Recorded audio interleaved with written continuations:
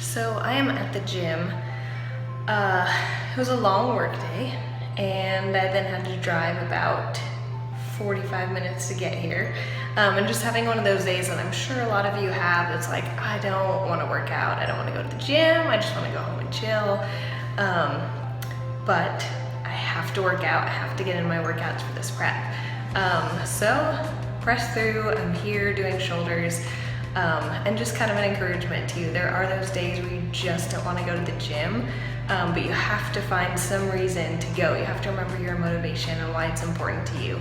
And when you have that, then sometimes you just have to push through some discomfort, go and do it. You'll feel better afterwards. It's never fun at the end of the day. And find that best time for you to work out. For me, it's the morning, so doing it tonight is really rough. I don't enjoy that, but I have to do it. And so maybe for you, night times aren't the best either, and maybe you need to go in the morning. So find the time that works best for you, and when it doesn't work, remember why you're doing it. Keep that in mind, remember it's okay to be uncomfortable, and press through and just keep going, make it happen.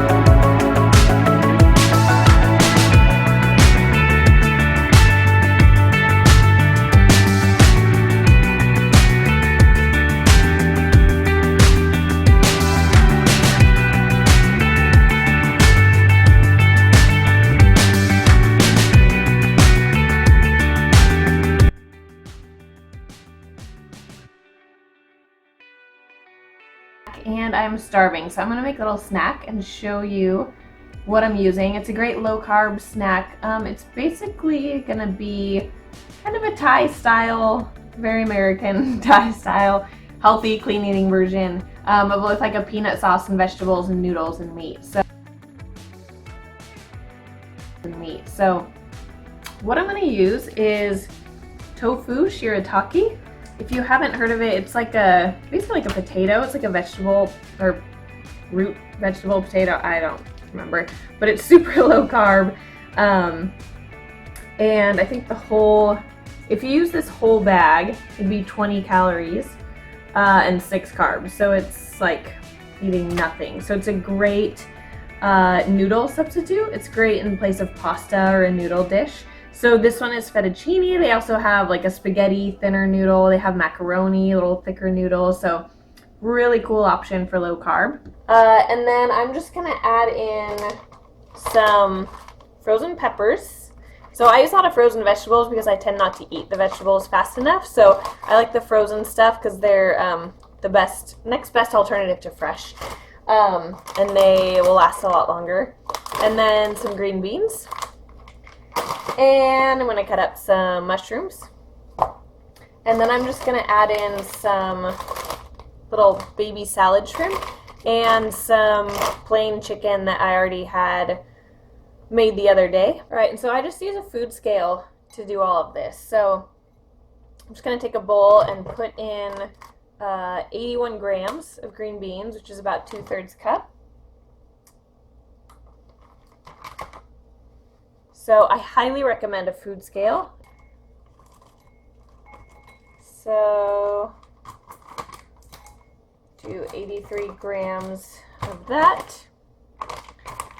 And then I'm just going to do the remainder of what's in here, which is about a 1/2 cup. And then I just add a little bit of water and I'm just gonna stick it in the microwave because I'm really hungry, so I don't want to take the time to saute it. So I'm just gonna cover it with a paper towel so that it helps keep the steam in.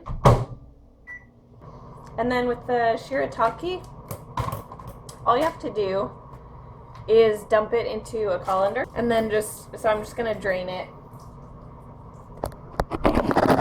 So rinsed it, draining it in there, gonna let that dry out. And then when it dries out, you can either put it in a pan and just cook it for a few minutes, or you can just stick it in the microwave. So I will probably stick it in the microwave with the vegetables in just a minute.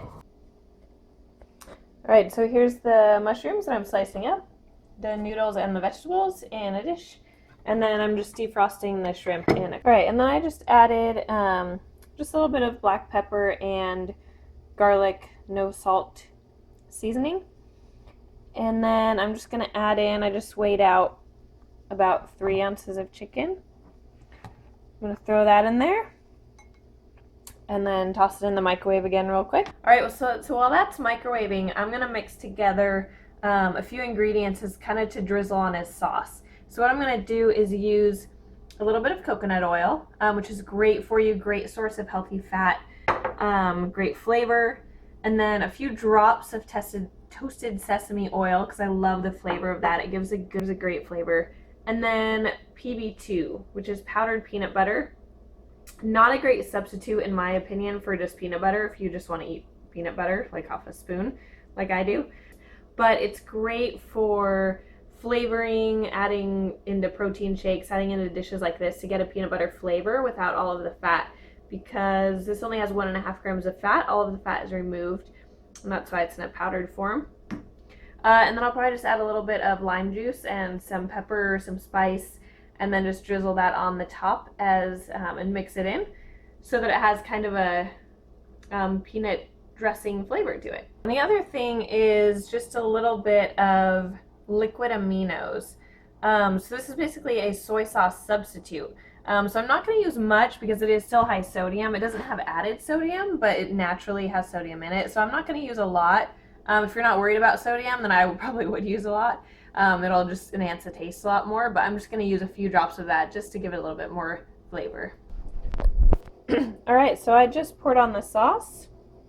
It's a little hard to see. I'm just going to mix it around. So I've got the shrimp in there, vegetables. Whoops. There we go. Vegetables, noodles, sauce, everything in there. So it is it's a completely full bowl of food. So hopefully that's helpful to you. Try it out. Get creative in the kitchen. This is what happens when you look in your fridge and your drawers and just try and figure out what to do with what you have. And sometimes it comes out pretty well. So just a tip, just an idea of how to get creative and use things to make them high protein, low carb, and fairly low fat as well. So yeah, enjoy that. I'm going to go enjoy this now.